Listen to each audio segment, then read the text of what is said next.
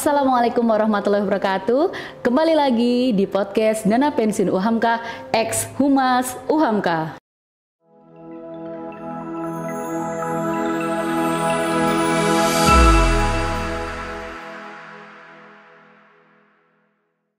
Nah, Sobat Dana Pensiun dan HAMKA Muda yang berbahagia pada hari ini, kita kedatangan tamu yang begitu spesial. Salah satunya yakni tamu yang kita tunggu-tunggu, yaitu Rektor Universitas Muhammadiyah, Profesor Dr. Hamka. Sudah berada di samping saya, Bapak Profesor Dr. Gunawan Suryoputro MHum.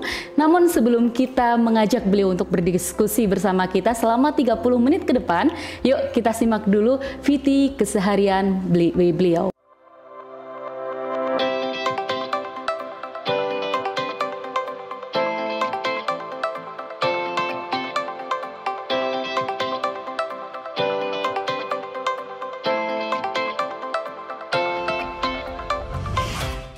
HAMKA Muda dan Sobat Dana Pensiun pasti sudah penasaran banget ya, dan sudah tidak asing dengan beliau ini. Nah, Pak Rektor, Assalamualaikum. Waalaikumsalam warahmatullahi wabarakatuh. Pak Rektor, terima kasih sudah berkenan hadir bersama kita di podcast Dana Pensiun UHAMKA, Pak Rektor. Nah, Pak Rektor, boleh Pak Rektor menyapa HAMKA Muda dan juga Sobat Dana Pensiun, Prof? Assalamualaikum warahmatullahi wabarakatuh. HAMKA Muda dan teman sejawat peserta dana pensiun. Baik, Sobat Dana Pensiun dan HAMKA Muda juga sudah penasaran kan pembahasan kita pada episode kali ini, Prof. Untuk sekarang kita sudah memasuki episode 2, Prof, untuk podcast Dana Pensiun. Nah, di kesempatan ini, Prof, kita akan membahas tentang kebijakan dana pensiun UHAMKA bersama Rektor UHAMKA. Prof, langsung saja nih, Prof, pertanyaan dari HAMKA Muda dan dari Sobat Dana Pensiun, yaitu bagaimana sih, Prof, awal mula cerita inisiasi adanya program atau program dana pensiun di UHAMKA ini, Prof? Silahkan, Prof. Baik, terima kasih. Alhamdulillah wa syukurillah, la khala wa la quwata illa billah, amma ba'du. Sahabat HAMKA Muda serta sahabat peserta dana pensiun, izinkan saya menyampaikan secara singkat bagaimana dana pensiun UHAMKA ini ada di UHAMKA. Secara umum tentunya dana pensiun ini diinisiasi oleh Badan Pembina Harian UHAMKA, BPH UHAMKA, yang bersama Rektor UHAMKA. Siapa orang-orangnya itu? Diantaranya dari Badan Pembina Harian itu namanya almarhum Bapak Sumaryono MPA. Oh, Masya Allah. Baik-baik. Yang kedua, pada waktu itu tahun 2011-12 rektornya almarhum Profesor Dr. Suyatno MPD.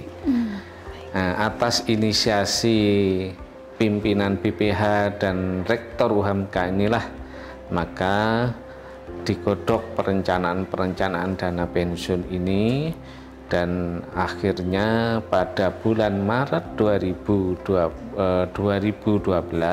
mendapatkan izin dari Bapepam LK. Bapepam LK itu kalau sekarang itu menjelma menjadi OJK. Dan alhamdulillah sampai saat ini atas inisiasi BPH dan Rektor UHAMKA pada waktu itu, yaitu Pak Sumaryono MPA dengan Profesor Dr. Suyatno, terrealisasi dana pensiun hingga sekarang yang sudah berumur 11 tahun. Oh, Masya Allah. Jadi sebetulnya proses panjang juga ya, Prof, ya, untuk tentu. Tentunya dalam mempersiapkan dana pensiun ini tentu memerlukan persyaratan-persyaratannya. Tidak hanya persyaratan dokumen, tapi juga persyaratan finansial, ya, karena dana pensiun ini kan tentu membutuhkan dana awal. Betul, Prof. Untuk berdirinya. Nah, tentu ini bersyukur UHAMKA dengan sangat komitmen ya pimpinan Huamka dan BPH Huamka pada saat itu dengan berbagai proses membentuk panitia persiapan dan dengan waktu yang menurut saya tidak cukup 1-2 tahun persiapannya. Jadi kalau ini dana pensiun Huamka ini mendapatkan izin Bapepam LK di tahun 2012 itu setidaknya 2010 sudah dimulai 2010 dan bahkan mungkin 2009 baru setelah itu SK Rektor menetapkan 2011 dan ketika 2011 sudah terbentuk tentu mengajukan izin ke Bapepam LK dan mendapatkan izin tadi sudah saya sebutkan di bulan Maret 2012. Baik, nah itu dia Sobat Dana Pensiun dan juga Hamka Muda. Juga yang masih penasaran tentang dana pensiun di UHAMKA itu seperti apa, jangan lewatkan ya. Nanti kita akan ngobrol banyak lagi nih bersama Pak Gunawan. Baik Pak, selanjutnya nih Pak, bagaimana sih Pak kebijakan mengenai, tadi kan Bapak menyampaikan ada persyaratan finansial dan dokumen yang harus dipenuhi itu Pak. Nah kalau misalkan kebijakan mengenai besaran iuran peserta itu seperti apa Pak? Ya, jadi besaran iuran itu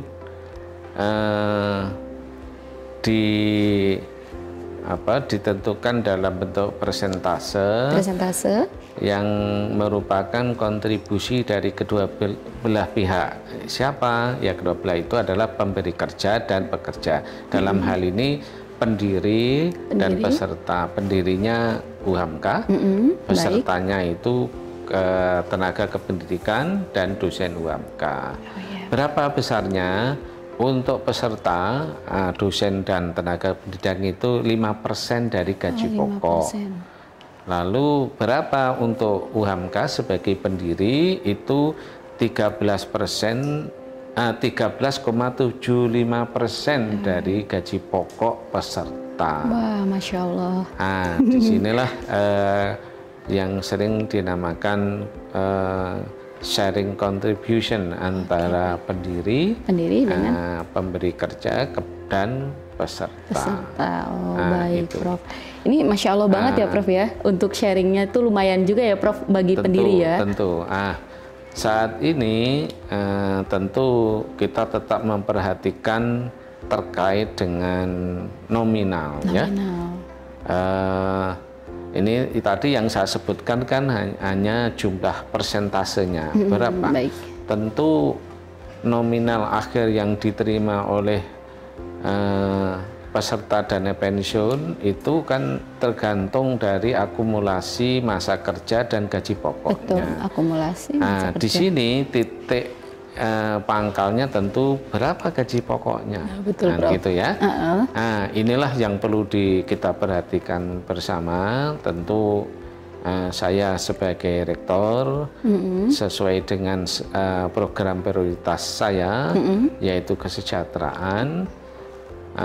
Pada 3 tahun yang lalu karena COVID betul, ya, sehingga kita masih mempertahankan komponen-komponen kesejahteraan yang ada, tetapi untuk yang tahun anggaran akan datang mulai sudah saya rencanakan untuk insya Allah menaikkan gaji pokok. Wah, Masya Allah, ini yang paling ditunggu-tunggu nih. Ada alasan tentunya apa tuh, Prof? Kenapa komponen gaji pokok menjadi prioritas untuk kenaikan. Karena tadi ini nanti berdampak kepada nilai di dana pensiun yang didapat oleh dosen dan tenaga kependidikan sebagai peserta dana pensiun. Karena nanti kalau gaji pokoknya naik berarti kan besaran persentasenya tadi kan menjadi naik. Betul, dan itu nanti menambah itu. Jadi itu kira-kira salah satu upaya peningkatan kesejahteraan kepada peserta dana pensiun. Baik, Prof. Ini menarik juga, Prof. Tadi Pak Gun sudah menyampaikan bahwasannya kesejahteraan ya, Prof. Ya. Nah, ini kan dana pensiun diinisiasi pada tahun disahkan pada bulan Maret tahun 2012 ya, Prof. Ya. Nah, Lalu untuk kepesertaan itu bagaimana tuh Prof? Untuk yang bagi dosen dan tenaga kependidikan sebelum tahun 2012 itu seperti apa Prof? Apa langsung diikut pesertakan? Berarti memulai dari nol atau masa kerjanya dihitung dan dimasukkan? Semua peserta diikutkan. Semua peserta dan diikutkan. Itu ada hitung-hitungannya. Oh, ada hitung-hitungannya. Itu ya. Oh ya, ketika baik. dana pensiun mendapatkan izin tahun 2012 itu otomatis semua karyawan, semua tenaga pendidikan dan dosen yang masih aktif dihitung, ada hitungannya yang tentunya saya tidak terlalu hafal dalam hitungannya. Tetapi terkait dengan pertanyaan tadi, apakah yang dihitung hanya mulai karyawan 2012? Oh tidak, ada hitungan mundurnya. Ada hitungan mundurnya. Disitulah maka UHAMKA harus menanggung berapa uang yang harus di-store untuk menghitung, ya. Nah itu biasanya aktuaria yang menghitung, ya, aktuaris itu yang menghitung. Betul. Tetapi pertanyaannya ada semua dosen dan tenaga pendidikan yang pada waktu itu masih terdaftar sebagai dosen. Ya, dengan ketentuan masa kerja tertentu, itu dihitung dan UHAMKA harus memberikan kontribusi dana kepada dosen dan karyawan itu. Oh, Masya Allah. Ini Sobat Dana Pensiun dan juga Hamka Muda juga sudah mengetahui ini detail dari bagaimana besaran iuran dan bagaimana untuk memenuhi persyaratan dokumen dan juga persyaratan finansial tadi yang sudah disampaikan oleh Pak Gunawan. Nah, untuk selanjutnya Pak, bagaimana sih Pak untuk sistem pembayaran iuran dari peserta atau pendiri kepada pihak dana pensiun UHAMKA seperti itu? Kalau sistemnya kan langsung dipotong ya. Oh, iya, Pak. Jadi pengurus dana pensiun langsung berkoordinasi dengan bagian sumber daya manusia, kalau dulu juga bagian keuangan, untuk tadi mengambil iurannya 5% untuk peserta dari gaji pokoknya dan 13,75% dari gaji pokok diambilkan dari dana UHAMKA sebagai pendiri. Jadi sudah ada langsung pemotongan dari pengurus dana pensiun kepada UHAMKA. Oh iya, baik. Lalu ini menarik juga Prof. Tadi kan berarti sistemnya koordinasi antara dana pensiun dengan pihak SDM ataupun pihak keuangan. Lalu Prof, untuk pengelolaannya sendiri, Prof Gun sebagai rektor tuh di situ bagaimana Prof? Istilahnya porsinya itu seperti apa Prof? Baik. Rektor ex officio itu sekaligus menjadi dewan pengawas, di kepengurusan dana pensiun karena dia sebagai pendiri, ya, bertindak sebagai pendiri ex officio. Tentu sebagai dewan pengawas, rektor bertanggung jawab untuk memastikan agar pengurus dapat mengelola dan mengembangkan dana pensiun itu sebaik-baiknya. Oke, baik. Ya, karena tentunya dana pensiun ini harus dijaga dengan baik, karena ini merupakan jaminan bagi dosen dan tenaga pendidikan yang sudah purna bakti. Betul, Bro. Untuk mengawasi kepada pengelola agar dana yang didapat itu bisa dikembangkan, dikelola dengan baik, tentu pengurus itu selalu menyampaikan dalam bentuk rapat-rapat kan gitu. Selama ini dikembangkan dalam bentuk apa? Dana yang dikelola oleh dana pensiun itu, oleh Dapen itu, satu dalam bentuk penempatan di deposito, ya, deposito berjangka. Lalu yang kedua dalam bentuk obligasi, ya. Lalu yang ketiga dalam bentuk pembelian saham di pasar modal. Dan 2 tahun terakhir ini bahkan ada sebagian yang dana itu dikembangkan dalam bentuk bisnis langsung, yaitu dalam bentuk pendirian perusahaan.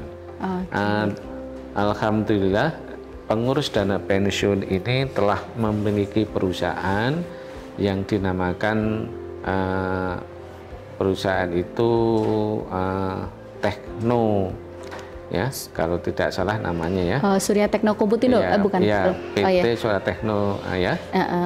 Itu bergerak di bidang jasa penjualan alat-alat teknologi informasi. Nah, inilah bagaimana pengelola dana pensiun itu bisa mengembangkan dana itu dan dijamin dana itu aman. Aman, betul. Dan bisa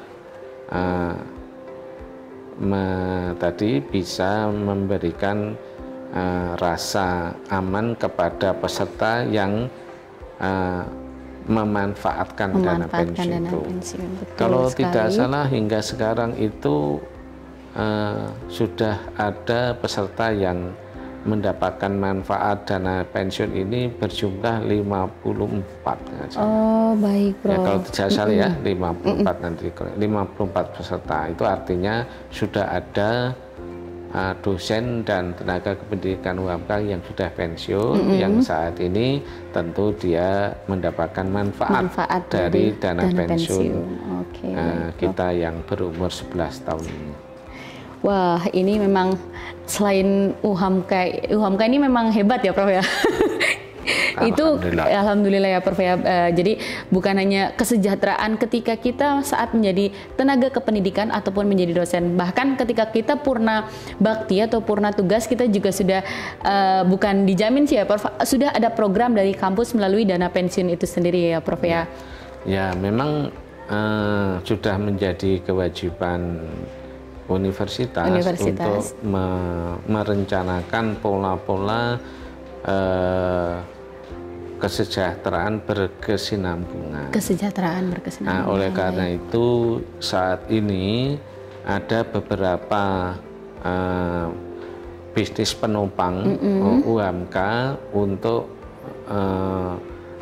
disiapkan agar memberikan income atau generating income, supporting income di luar SPP, agar menjamin kesejahteraan masa aktif sampai nanti pensiun itu bisa dilaksanakan. Misalnya kita memiliki koperasi. Betul. Nah, koperasi itu kan bermanfaat bagi bermanfaat menambah kesejahteraan bagi dosen dan tenaga pendidikan yang sedang aktif. Betul, Prof. Ya, meskipun juga tidak menutup kemungkinan untuk yang pensiun tetap bisa menjadi anggota. Betul. Lalu agar institusi ini bisa terus maju dan berkembang, maka finansial statementnya, kondisi keuangannya kan harus dijamin. Oleh karena itu UMK memiliki perusahaan juga yang namanya PT Utama. Misalnya PT Multireka, BPR, itu dalam rangka untuk menjamin agar institusi ini secara keuangan tetap sehat. Kenapa? Karena kan tadi kan UMK harus memberikan 13,75% untuk mengiur dana pensiun itu. Betul, Prof. Lalu dibentuklah dana pensiun itu sehingga setelah karyawan dosen nanti pensiun tetap mendapatkan kesejahteraan melalui DAPEN. Jadi saat masih aktif mendapatkan kesejahteraan langsung dari kinerjanya, dari institusinya UMK dan plus koperasi. Tetapi ketika dia nanti pensiun dia mendapatkan kesejahteraan dari dana pensiun dari DAPEN. Baik. Itu berarti tadi Prof sudah menjabarkan banyak hal ya, Prof ya, tentang betapa pentingnya dana pensiun untuk kita semua seperti itu ya, Prof. Nah, lalu Prof, menurut Prof Guni, apakah dana pensiun ini bisa dijadikan oleh kita nih Prof, kaum muda nih terutama ya yang mungkin masih pemikiran untuk purna tugas itu masih lama mungkin ya Prof ya, kalau secara hitungan kita manusia, tapi kan untuk yang lain kita belum tahu. Nah Prof, apakah dana pensiun ini dapat dijadikan sebagai bridging untuk menghadapi hari purna tugas ke depan Prof? Harus bisa. Harus bisa, baik. Bagaimana tuh Prof? Harus bisa. Sekarang begini, kan nominal jumlah manfaat dana pensiun itu kan nanti tergantung dari masa kerja.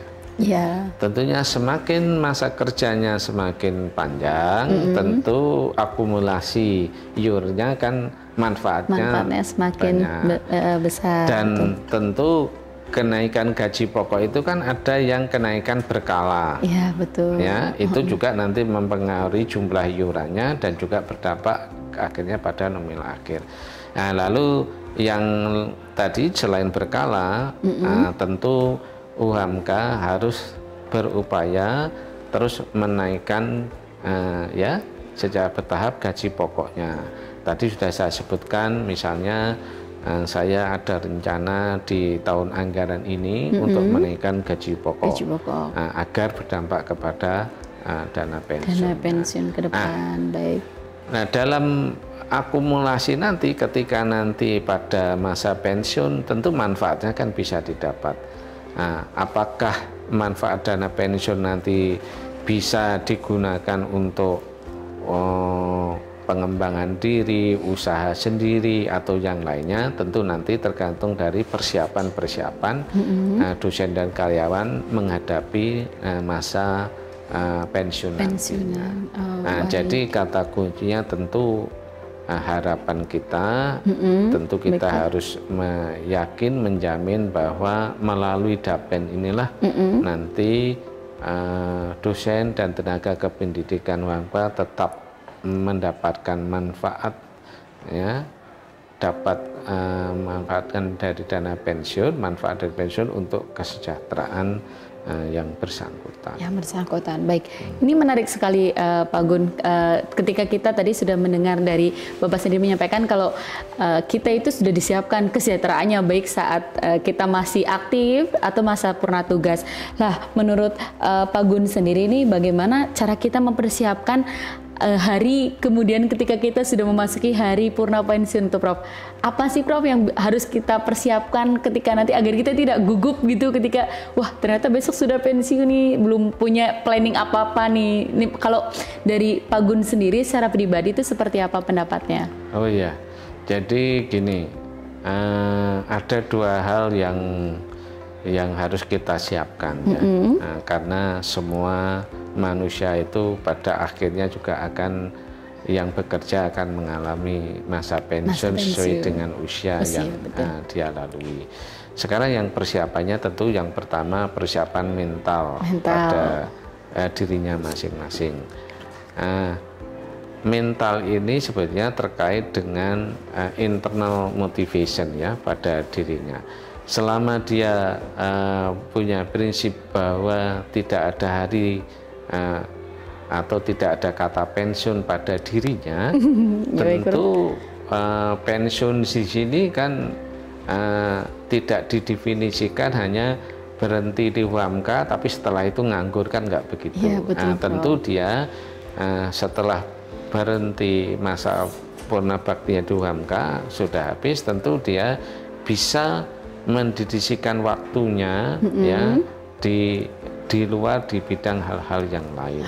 Apakah aktif berorganisasi ya, apakah aktif untuk melakukan kegiatan-kegiatan ringan-ringan gitu ya. Bahkan bisa jadi ada juga di antara kita punya motivasi tinggi untuk terus melakukan usaha-usaha secara mandiri.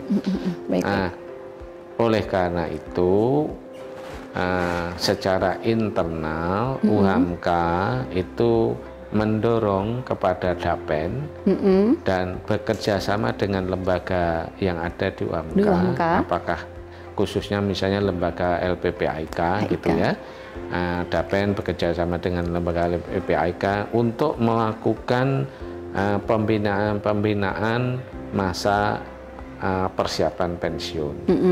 Baik. Menyiapkan mental dan sekaligus bisa juga melihat apakah masih ada potensi dirinya untuk tetap melakukan usaha-usaha. Nah, jadi di sini kuncinya harus disiapkan dari sisi pribadi, individu, dosen dan karyawan yang purna bakti, menyiapkan mental dirinya bahwa tidak ada kata pensiun. Tapi sisi lain institusi dalam hal ini Dapen dan UHAMK melalui lembaga-lembaga yang ada, misalnya LPPIK, menyiapkan program-program masa persiapan pensiun dosen. Nah, inilah upaya-upaya yang kita lakukan agar semua dosen karyawan yang telah mengabdi, mendedikasikan waktunya di UHAMK itu setelah pensiun tetap bisa terus bersilaturahmi, punya hubungan, dan sekaligus UHAMK dan Dapen bisa menyiapkan manfaat-manfaat dana pensiun itu untuk mendapatkan kesejahteraan. Oke, baik, begitulah sobat dana pensiun UHAMK dan juga Hamka Muda. Itu tadi banyak ulasan yang sudah disampaikan oleh Prof. Gun, yang mana ulasan tersebut jika kita tarik garis besarnya, Prof, tadi tentang kebijakan dana pensiun UHAMK, bahwa Rektor UHAMK itu memang sudah menyiapkan bagaimana untuk kesejahteraan bagi tenaga kependidikan ataupun dosen yang masih dalam aktif untuk bertugas ataupun setelah masa purna tugas. Banyak hal yang bisa kita lakukan dan bisa kita ambil dari obrolan kita bersama Pak Gunawan yang begitu bermanfaat tentang bagaimana cara kita untuk mempersiapkan diri menghadapi masa-masa purna tugas, dan saat ini bagi kita yang sedang akan menghadapi masa purna tugas apa saja yang perlu kita persiapkan. Terima kasih Pak Gunawan atas waktu dan kesempatannya. Kita sudah diberikan banyak hal yang sangat mencerahkan kita. Terima kasih Prof atas waktu dan kesempatannya. Terima kasih juga kepada sobat dana pensiun dan Hamka Muda sekalian yang sudah menonton kita. Jangan lupa untuk terus like, subscribe, and comment untuk channel podcast Dana Pensiun UHAMK dan podcast UHAMK ID, dan jangan lupa untuk share terus video-video kita kepada teman-teman semua agar tercerahkan tentang dana pensiun. Sekian dari kami, tim Dana Pensiun dan juga Humas UHAMK. Mohon pamit undur diri, Prof. Kami terima kasih. Wassalamualaikum warahmatullahi wabarakatuh. Waalaikumsalam warahmatullahi wabarakatuh. Terima kasih.